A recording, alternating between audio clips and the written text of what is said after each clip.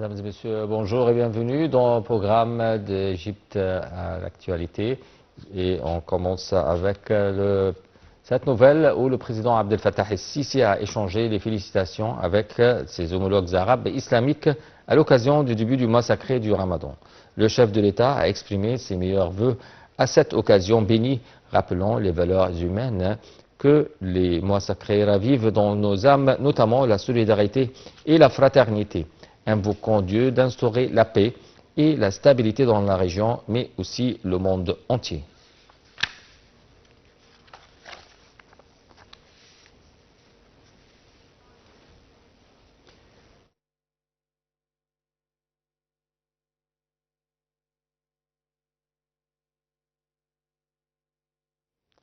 L'Égypte a confirmé le samedi le 1er mars, le premier jour du mois sacré du Ramadan 2025.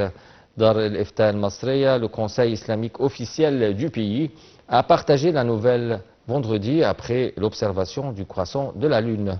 Ce vendredi marque la fin du mois de Sha'ban. En tant que l'un des mois les plus importants du calendrier islamique, le Ramadan en Égypte est célébré avec un riche mélange de dévotion religieuse, de tradition culturelle et de rassemblement. Un commentaire. Le Ramadan revêt une signification particulière dans la société égyptienne, enracinée dans des traditions historiques qui continuent de définir des célébrations culturelles qui résonnent encore aujourd'hui. Les historiens font remonter ce lien profond à l'époque fatimide, époque où l'utilisation généralisée des lanternes a commencé. À cette époque, les lanternes étaient utilisées pour illuminer magnifiquement les rues tout au long du mois sacré du Ramadan. Au fil du temps, cette pratique est devenue une coutume populaire dans la société égyptienne, se répandant par la suite dans d'autres communautés arabes. Aujourd'hui, la lanterne connue sous le nom de Fanous Ramadan est devenue un symbole emblématique du Ramadan en Égypte. Elle est largement exposée dans tout le pays à l'approche du mois sacré, reflétant une tradition qui perdure depuis des siècles. Les boutiques de la rue principale sont décorées avec des décorations du Ramadan, tandis que les confiseries proposent des desserts traditionnels. Le kunafa et le qataïf occupant une place centrale. Les marchés aux épices et les magasins de dattes regorgent de clients qui s'approvisionnent en produits de première nécessité pour le jeûne d'un mois. L'une des traditions les plus chères au Ramadan en Égypte est le rassemblement quotidien des familles pour l'iftar, le repas qui rompt le jeûne au coucher du soleil. Les familles se réunissent à la maison ou se rendent visite après l'iftar. Beaucoup choisissent également de célébrer le Ramadan dans des restaurants et des cafés, renforçant ainsi les liens sociaux pendant le mois sacré. Une autre tradition de longue date est le tir du canon de l'iftar qui résonne quotidiennement dans les quartiers. Cette pratique historique marque la prière du Maghrib, le coucher du soleil, marquant la fin du jeûne et permettant aux gens de commencer leur repas de l'iftar. Cette coutume reste un symbole très apprécié du Ramadan en Égypte et dans plusieurs autres pays. Le Premier ministre Mustafa Madbouli a reçu samedi 1er mars son homologue palestinien Mohamed Mustafa. La réunion a porté sur la coordination des efforts entre les deux parties égyptiennes et palestiniennes pour suivre l'achèvement de la formulation du plan de réhabilitation avant la tenue au Caire du sommet arabe le 4 mars. Le Premier ministre égyptien Mustafa Madbouli a reçu samedi 1er mars son homologue palestinien Mohamed Mustafa pour discuter des aspects finaux du plan de réhabilitation rapide et de reconstruction de la bande de Gaza élaboré par l'Égypte, a indiqué un communiqué publié samedi 1er mars sur la page officielle du cabinet ministériel égyptien. Et ce, en vue de la présentation du plan au sommet arabe d'urgence prévu le 4 mars selon le porte-parole du Conseil des ministres Mohamed Al-Hamoussani. Le Premier ministre a affirmé le soutien de l'Égypte aux Palestiniens et à leurs droits légitimes, en particulier le droit à l'autodétermination et l'indépendance de l'État palestinien, et ce sur la base des frontières du 4 juin 1967 avec comme capitale Jérusalem-Est. Le Premier ministre a indiqué que l'Égypte a préparé un plan intégré pour la réhabilitation rapide et la reconstruction de Gaza tout en gardant les Palestiniens sur leur territoire dans l'enclave palestinienne durant l'application du processus de la reconstruction. De son côté, le Premier ministre palestinien a exprimé son appréciation pour les efforts déployés par l'Égypte au soutien des droits légitimes des Palestiniens ainsi qu'aux efforts déployés par toutes les institutions de l'État égyptien pour la reconstruction du Gaza. Le porte-parole du Conseil des ministres a déclaré que la réunion a porté sur les efforts de coordination entre les parties égyptiennes et palestiniennes pour suivre l'achèvement de la formulation du plan de réhabilitation, en plus de la coordination avec les institutions humanitaires des Nations Unies pour contribuer au relèvement rapide et à la reconstruction du Gaza. Suite à cet échange, le Premier ministre palestinien s'est également entretenu avec le ministre égyptien des Affaires étrangères Badr Abdelati. Lors de leur réunion, les deux responsables ont discuté de la nécessité de la mise en vigueur de l'accord de cessez-le-feu dans son intégralité. Le chef de la diplomatie égyptienne a réaffirmé à son homologue palestinien le soutien de l'Égypte à l'autorité palestinienne et son rôle dans la bande de Gaza. L'Égypte accueillera un sommet d'urgence le 4 mars sur la reconstruction du Gaza durant lequel elle présentera sa vision globale ainsi que les aspects opérationnels, politiques et financiers du plan de l'après-guerre. L'Égypte a confirmé qu'elle accueillerait un sommet arabe d'urgence le 4 mars pour discuter des plans de reconstruction de la bande de Gaza sans déplacer ses habitants palestiniens. Ce sommet fait suite à une proposition du président américain Donald Trump de prendre le contrôle de Gaza et de nettoyer ethniquement ses habitants palestiniens dans le but de développer la région où il a décrit comme la Riviera du Moyen-Orient. Plus de détails dans ce commentaire. La planification du développement économique. Tous les regards sont désormais tournés vers le sommet arabe d'urgence du 4 mars en Égypte qui sera consacré à l'avenir de la bande de Gaza.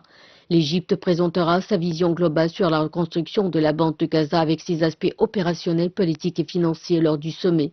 Ce plan est une alternative à la proposition américaine de transférer les habitants de Gaza vers l'Égypte et la Jordanie et de transformer la bande en une Riviera du Moyen-Orient, comme l'a décrit Donald Trump. En outre, ce plan représente une vision arabe de ce que devrait être l'après-guerre. Le plan égyptien de reconstruction de l'enclave palestinienne, qui doit s'étaler sur 3 à 5 ans, se divise en 3 phases principales. La première, d'une durée de 6 mois, est axée sur le rétablissement rapide, comprend le déblaiement des décombres, la réparation des infrastructures de base, la fourniture de logements mobiles temporaires pour les personnes déplacées et la poursuite de l'aide humanitaire. La deuxième phase dédiée à la reconstruction proprement dite et s'étalant sur 3 à 5 ans comprend l'organisation d'une conférence internationale pour lever les fonds nécessaires, la mobilisation d'un soutien financier estimé à 20 milliards de dollars et la mise en œuvre de projets d'infrastructures essentiels tels que l'électricité, l'eau et l'assainissement. Enfin, la troisième phase consiste à lancer un dialogue politique pour promouvoir la solution des deux États. Le plan égyptien est une tentative sérieuse de remédier à la crise humanitaire à Gaza à travers une approche intégrale qui combine la reconstruction et le soutien politique. Mais son succès dépendra de la capacité à parvenir à des accords qui garantissent la mise en œuvre effective de ces différentes phases. Lors d'une réunion de haut niveau au siège du ministère de la Planification dans la nouvelle capitale administrative, les ministres de la Planification, du Développement économique et de la coopération internationale, Dr Rania Al-Mashat, et le ministre des Transports, Kamel El-Wazir, ont passé en revue les plans d'investissement stratégique du gouvernement pour le secteur des transports au cours de l'exercice 2025-2026. Les discussions ont mis l'accent sur des initiatives respectueuses de l'environnement et l'amélioration de l'efficacité des principaux projets de transport tels que le métro d'Aboukir à Alexandrie. Plus de détails dans ce commentaire d'Alia Kara. La ministre égyptienne de la Planification, du Développement économique et de la coopération internationale, Rania Al-Mashat, et le ministre des Transports, Kamel El-Wazir, se sont rencontrés pour discuter du plan d'investissement du secteur des transports pour l'exercice 2025-2026. La réunion, qui s'est tenue au siège du ministère dans la nouvelle capitale administrative, a également porté sur l'état d'avancement du projet de métro d'Aboukir à Alexandrie, financé par des partenaires de développement. Madame Al-Mashat a souligné que le ministère de la Planification, du Développement économique et de la coopération internationale prépare actuellement le plan de développement économique et social pour le prochain exercice 2025-2026. Ce plan est basé sur les objectifs de la vision 2030 de l'Égypte intégrés aux priorités du programme de travail du gouvernement et aux stratégies sectorielles, notamment la stratégie de développement des transports 2030. Selon Mme El Machat, le secteur des transports est essentiel pour soutenir le développement durable, répondre aux besoins des activités économiques et renforcer la compétitivité de l'économie égyptienne. Elle a ajouté qu'il facilite le développement urbain en reliant les nouvelles villes aux transports verts et durables. En examinant le plan d'investissement du secteur des transports pour l'exercice 2024-2025, Mme Machat a souligné les priorités de l'exercice à venir, en particulier la transition vers une économie verte et la durabilité environnementale dans le cadre des efforts de développement du gouvernement. La ministre a souligné l'engagement du ministère en faveur de la transformation verte dans les investissements publics qui comprend la réalisation de la durabilité vers la vision 2030 de l'Égypte, et ceci en intégrant les normes environnementales et les mesures de lutte contre le changement climatique dans les politiques et les stratégies sectorielles en augmentant la part des projets verts dans le plan d'investissement de l'État en soutenant le développement institutionnel, en renforçant les capacités et l'expertise technique dans le domaine du changement climatique et en promouvant la participation du secteur privé afin d'augmenter le pourcentage d'investissement public vert à 55% d'ici l'exercice 2025-2026. De son côté, le ministre des Transports, Kamel El-Wazir, a souligné l'importance du secteur des transports pour le développement et son impact sur la croissance économique et sociale.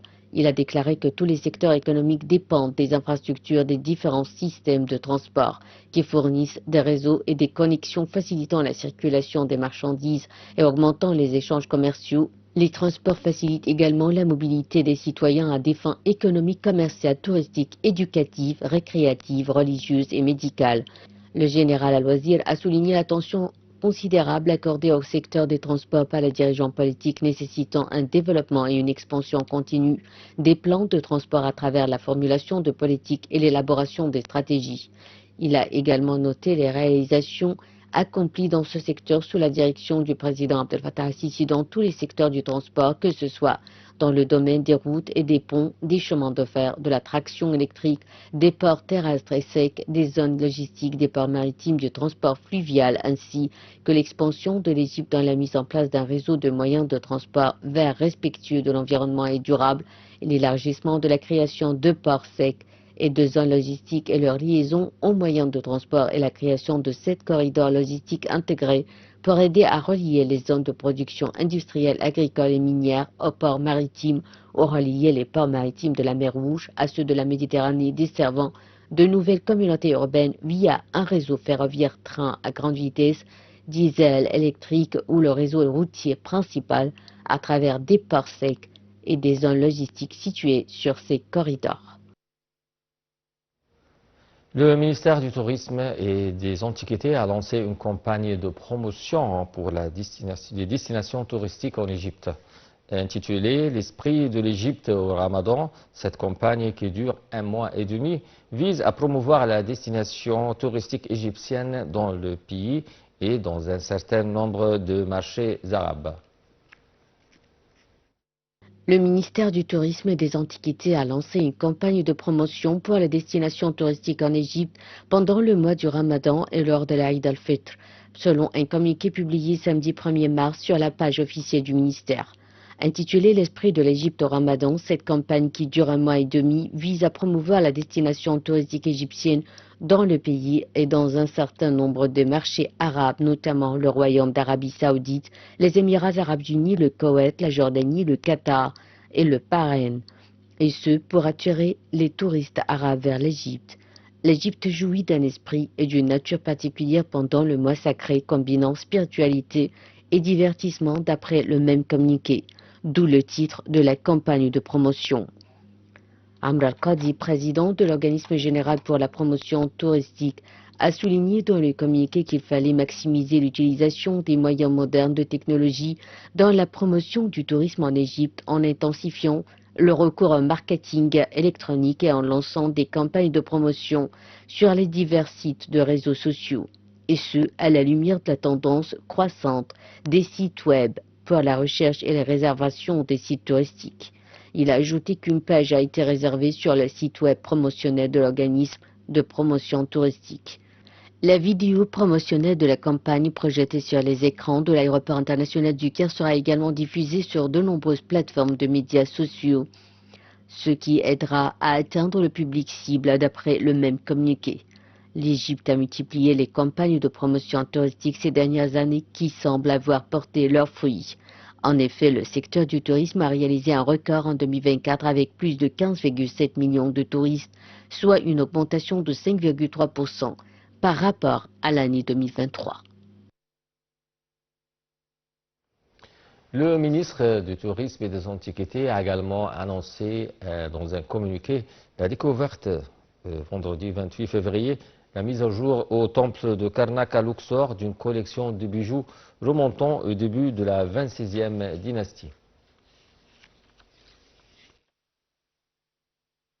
Le ministère du Tourisme et des Antiquités a annoncé dans un communiqué vendredi 28 février la mise à jour au temple de Karnak à Luxor d'une collection de bijoux remontant au début de la 26e dynastie. La découverte comprend des bagues en or, de petites amulettes, dont un trio représentant les divinités égyptiennes Amon, Mout et Khonsou, une broche métallique et un grand nombre de perles, certaines recouvertes d'or. Cette collection a été trouvée dans un petit vase en poterie brisé, mais complet.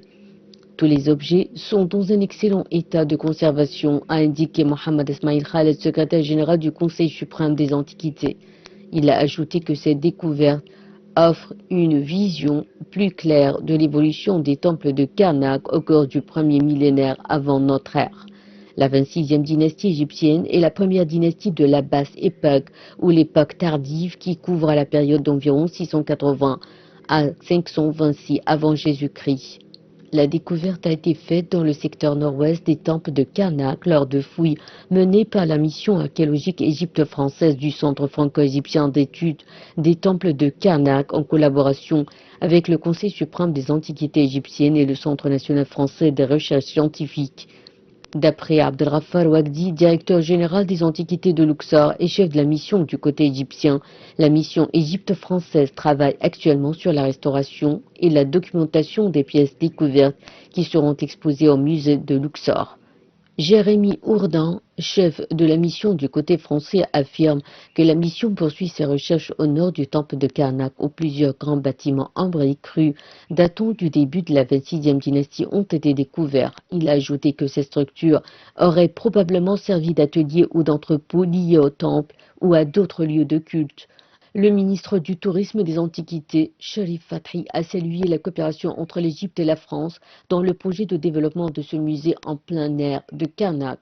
Il a noté que ce projet avait pour objectif d'améliorer les services offerts aux visiteurs et d'enrichir leur expérience touristique. Les équipes franco-égyptiennes travaillent également en vue de réhabiliter les parcours de visite au centre du temple, d'y installer un nouveau système d'éclairage et de restaurer la chapelle du roi Ahmose Ier. Avec cette nouvelle, mesdames et messieurs, sur cette magnifique découverte en Égypte et de la civilisation égyptienne, on vient à la fin de notre programme Égypte à la une. Merci de nous avoir suivis.